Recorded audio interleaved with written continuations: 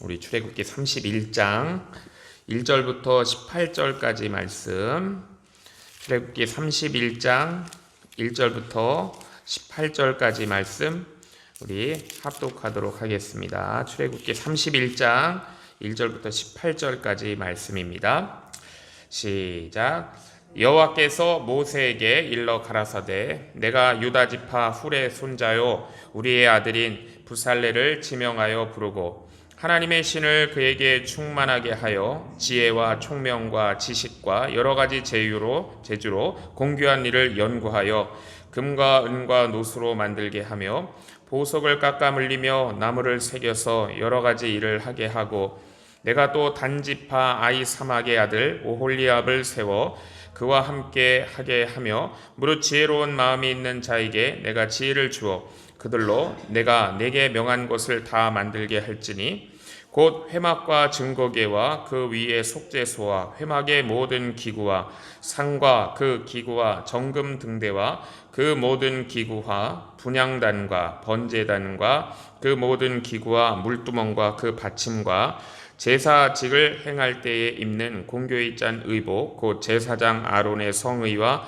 그 아들들의 옷과 관유와 성소의 향기로운 향이라. 물은 내가 내게 명한 대로 그들이 만들지니라. 여호와께서 모세에게 일러 가라사대, 너는 이스라엘 자손에게 고하여 이르기를, 너희는 나의 안식일을 지키라. 이는 나와 너희 사이에 너희 대대의 표징이니 나는 너희를 거룩하게 하는 여호와인 줄 너희로 알게 함이라. 너희는 안식일을 지킬지니 이는 너희에게 성일이 됨이라. 무릇 그날을 더럽히는 자는 죽일지며 무릇 그날에 일하는 자는 그 백성 중에서 그 생명이 끊쳐지리라. 엿새 동안은 일할 것이나 제7일은 큰 안식일이니 여호와께 거룩한 것이라. 무릇 안식일에 일하는 자를 반드시 죽일지니라. 이같이 이스라엘 자손이 안식일을 지켜서 그것으로 대대로 영원한 언약을 삼을 것이니 이는 나와 이스라엘 자손 사이에 영원한 표징이며 나 여호와가 엿새 동안에 천지를 창조하고 제7일에 쉬어 평안하였음이니라 하라. 여호와께서 시내산 위에서 모세에게 이르시기를 마치신 때에 증거판 둘을 모세에게 주시니 이는 돌판이요 하나님이 친히 쓰신 것이더라. 아멘. 네, 오늘은 성막을 만드는 사람들이라는 제목으로 우리 출애굽기 31장 말씀 보도록 하겠습니다. 오늘 본문은요, 하나님께서 이 부살렐과 오홀리압이라는 사람을 쓰셔가지고 성전, 그리고 그 성전 안에 있는 모든 기구를 만들게 하신다는 말씀입니다. 이 사람들이 평소에도 남다른 재능이 있었겠죠. 그러나 하나님께서 그들에게 능력을 부어주심으로 많은 사람들의 믿음을 불러일으키는 그런 성전을 짓는 일에 그 재능이 이제 쓰임받게 하셨습니다. 자, 우리가 아는 것처럼 이들이 만드는 성전은요, 우리가 이제 말씀을 쫙 봤는데 굉장히 아주 고도로 정교한 건축물일 뿐만이 아니라 그 모양 자체도 극히 아름다운, 이건 예술품을 만드는 거예요. 이 성전이 굉장히 이렇게 정교해야 됐던 것은요, 이 성전이 이동식이기 때문입니다. 성전이 이스라엘 백성들이 이동할 때마다 수없이 조립과 분해를 반복해야 되고 또 그걸 손으로 들어가지고 다 이동을 해야 돼요. 자, 그렇게 하려면 매우 정교하게 만들어져야 되고 또 튼튼하게 만들어져야 됩니다. 그래서 오늘 본문 말씀을 통해서 이 성전을 건축하는 데 사용된 이런 쓰임받은 사용된 성령의 은사에 대해서 한번 우리가 살펴보겠습니다. 자, 어떤 사람이 우리 인간을 가리켜 도구를 사용할 줄 아는 동물이라고 얘기했습니다. 인간이 이렇게 놀라운 문명을 발달시킬 수 있었던 것이 우리가 이 손을 사용하고 도구를 사용할 줄 아는 능력이 있기 때문이라고 했는데요. 자, 바로 그런 이 기술을 주신 분이 우리 하나님이시죠. 우리가 창세기 4장을 보면은요, 인류가 타락한 후에 이미 이 가인들의 후손을 통하여 기술이라든지 음악적인 재능이 개발되고 있었음을 우리가 볼 수 있습니다. 하나님이 우리 인간에게 주신 지혜죠. 자, 하나님은 인간이 아무리 하나님 앞에서 지금 범죄한 자들이고 멸망받을 자들이라 하더라도 다른 이런 짐승들처럼 비참하게 살게 하지 않으시고요, 두 가지의 아주 귀한 능력을 주신 것을 우리가 창세기 4장에서 보았습니다. 하나는 기술적인 능력을 주셨고 하나는 예술적인 능력을 주셨어요. 자, 그래서 이 히포크라테스라는 사람은요, 인생은 짧고 예수는 길다라는 말을 남겼습니다. 사람이 얼마 살지 못하고 다 죽게 되지만 이 기술과 예술 이것의 축적으로 인해서 사람들은 보다 인간다운 삶을 살 수 있다라는 얘기입니다. 사람이 존엄한 것이 바로 기술과 음악, 예술 여기에 있다는 것이죠. 자, 사람이 가지고 있는 기술은요, 우리의 편의를 위하여 하나님이 주신 선물입니다. 우리가 손으로 흙을 파는 것보다 철이라든지 이렇게 동으로 된 기계를 가지고 밭을 파고 갈면은 더 많은 그런 곡식을 거둘 수가 있잖아요. 또 매일 멸망만을 생각하면서 울고 통곡하는 것보다 수금이라든지 여러 가지 악기를 가지고 또 위로받으면 더 좋을 것입니다. 자, 그렇지만은 이것이 영원한 해결책이 아니라는 것을 우리는 분명히 알아야 돼요. 마치 가인이 사람을 죽이고 동생을 죽이고 도망 다닐 때 하나님께서 가인에게 표를 주셔가지고 일시적으로 안심하게 하셨던 것처럼 이 사람에게 주신 기술이라든지 이런 예술적인 재능들은 부요한 것이고 일시적인 우리의 위로를 위한 것이죠. 이것이 우리 인생의 어떤 근본적인 문제를 해결해 줄 수는 없다라는 것을 우리가 알아야 됩니다. 자, 오늘 본문 1절에서 4절을 보면 하나님은 이스라엘 사람 부살렐과 오홀리압에게 이 재능을 주셔가지고 하나님의 성전과 그 안에 있는 모든 기구들을 만들게 하셨는데요. 그들의 재능이라는 것은 인간을 행복하게 하거나 인간의 편의를 위한 것이 아니었어요. 하나님의 거룩하신 뜻을 드러내는 것이었고 다른 사람들의 많은 사람들의 마음에 하나님에 대한 믿음을 불러일으키는 그런 일을 위해서 이들이 쓰임받았습니다. 자, 우리는 이 부살렐과 오홀리압의 이런 헌신과 봉사를 통해서 우리가 가진 재능들이 어떻게 사용되어야 하나님 앞에 아름다운지를 우리가 알 수 있어요. 자, 우리가 세상 음악을 연주하는 것도 좋은데 정말로 예배 가운데서 하나님을 찬송하는데 쓰임 받는다면은 더 귀하다는 것이죠. 이것이 아주 고귀한 일입니다. 자, 그리고 이렇게 하시는 분이 성령님이세요. 자, 그리고 또 성막을 만드는 데 있어서 무엇보다 중요한 것은 하나님의 말씀대로 만드는가가 굉장히 중요합니다. 그래서 우리가 이 출애굽기를 보면은요, 부살렐과 오홀리압이 얼마나 모세의 지시대로 하나님께서 말씀하신 대로 성전과 그 안에 있는 기물들을 다 만들었고 또 그것이 또 말씀한 대로 일치하는지 모세가 최종적으로 한 번 더 점검하는 내용이 나와요. 그래서 출애굽기에는 이 성전 만드는 일에 대한 이 말씀이 2번 반복해서 기록되는 것입니다. 한 번은 하나님께서 이렇게 만들라고 하시는 하나님의 명령이고요. 또 한 번은 실제로 그렇게 만들어졌는지 이 모세가 확인하며 2번 나오게 돼요. 그러니까 가장 중요한 것은 아름답게 만드는 것이 아니라 하나님의 말씀대로 만들어진 이 정확성이 더 중요한 것입니다. 자, 거기에다가 또 견고해야 되고 또 최종적으로는 예술적이어야 돼요. 아무리 화려하게 만들어도 또 이 사람들의 경외심을 자아낸다고 하더라도 결국은 하나님의 말씀과 맞지 않으면은 이 아무런 소용이 없다는 것을 우리가 알게 됩니다. 우리가 에스겔서 끝부분에 보면은요, 에스겔이 한 천사에 이끌려 가지고 성전의 여러 곳에 치수를 재는 그런 말씀이 나와요. 에스겔이 측정하는 성전은 텅 비어있는 성전입니다. 이 성전 안에 아무것도 없고 그냥 걸물만 덩그러니 남아있어요. 실제로 그가 성전을 측정하는 것이 아니고 사실은 이것이 성전에 가서 측정하는 것이 아니고 파괴되기 전에 그 성전이 회파되기 전에 성전의 겉모양을 재고 있는 것입니다. 그러니까 환상 중에 파괴되기 전 그 옛날의 성전의 겉모습을 자로 다 재어가지고 기록에 남겨놓은 거예요. 자, 이것은 그런 성전을 하나님께서 다시 만드시겠다는 그런 하나님의 뜻과 의지와 약속이 담긴 그런 말씀입니다.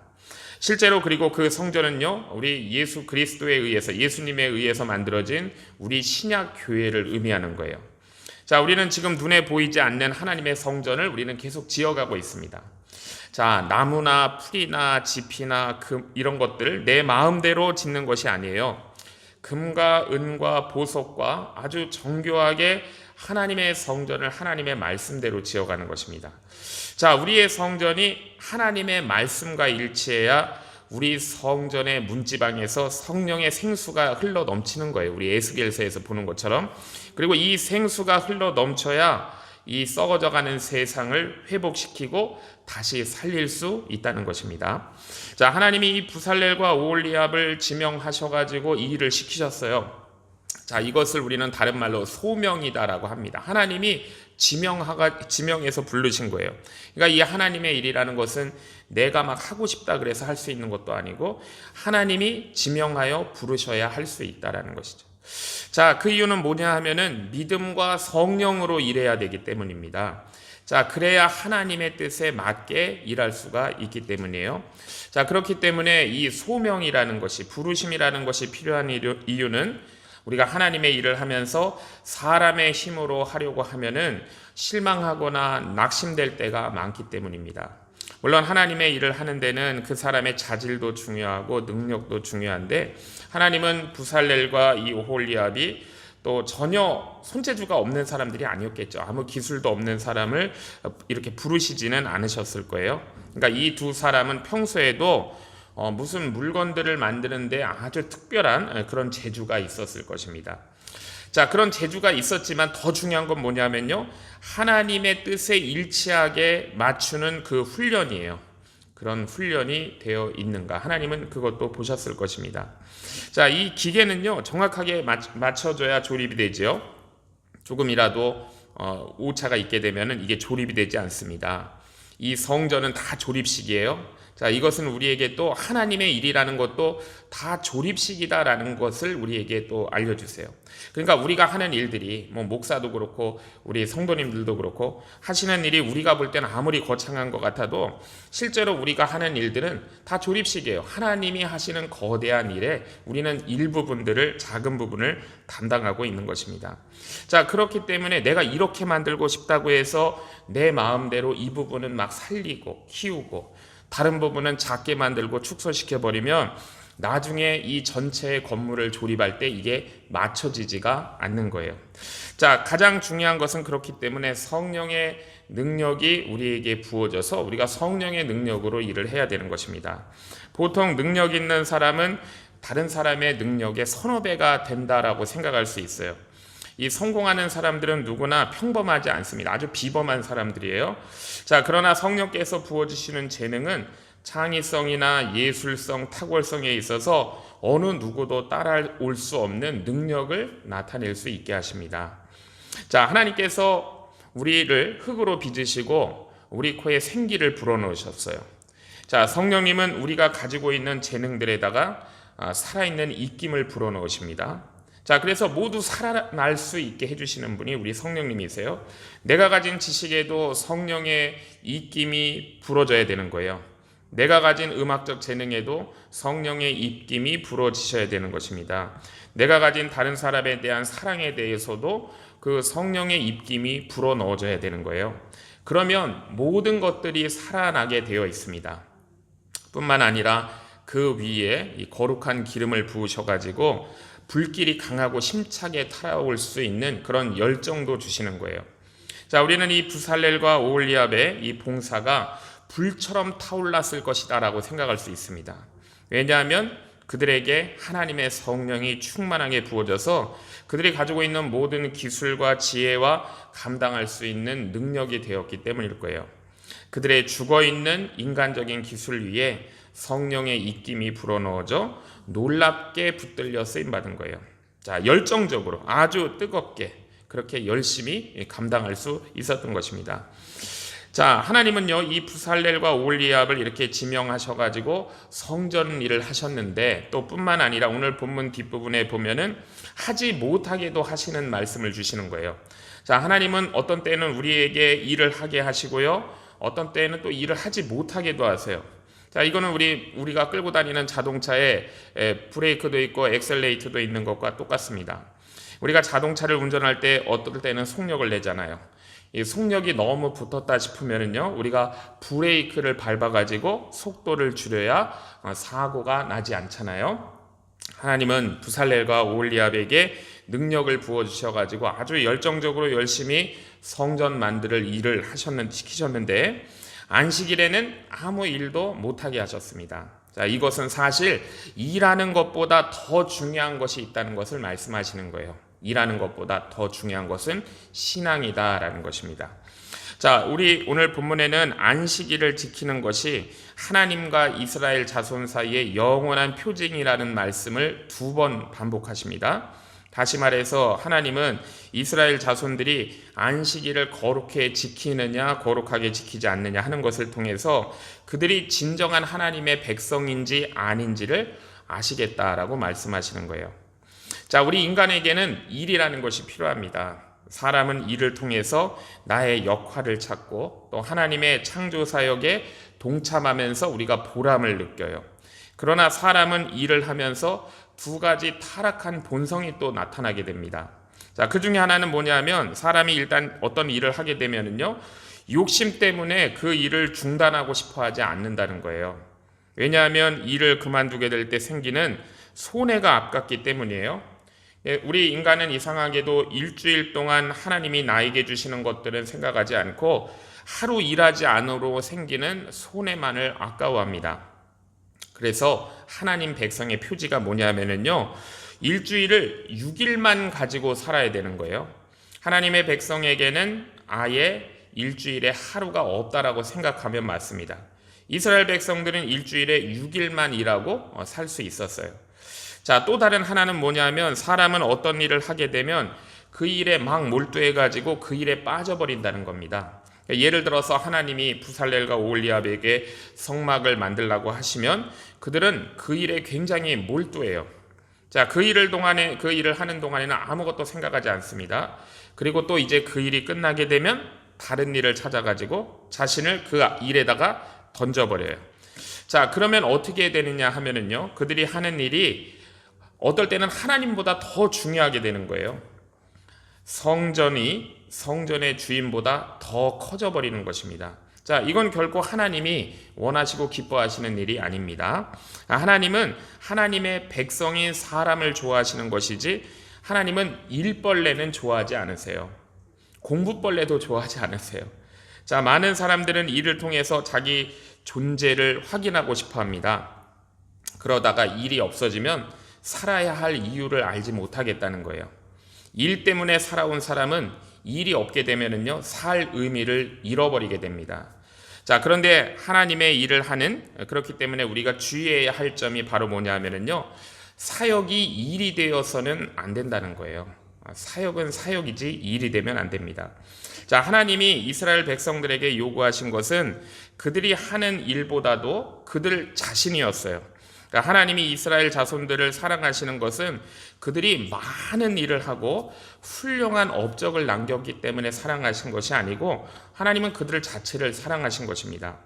그래서 오늘 본문에서 하나님은 이스라엘 백성들이 안식해야 되는 이유를 세 가지를 말씀하세요. 세 가지. 첫 번째는 뭐냐면 이스라엘 백성의 거룩함 때문이라고 말씀합니다. 그러니까 13절에 보면 중요한 표현이 뭐냐면 하나님께서 이스라엘 자손들을 거룩하게 하셨다는 거예요. 그것은 하나님이 이스라엘 자손들을 다른 민족과 구별하셨다는 뜻입니다. 구별하셨다. 거룩하게 하셨다. 자, 하나님께서 이스라엘 자손들을 구별하신 이유가 뭐냐면요, 그들을 구원의 통로로 쓰시기 원하시기 때문이에요.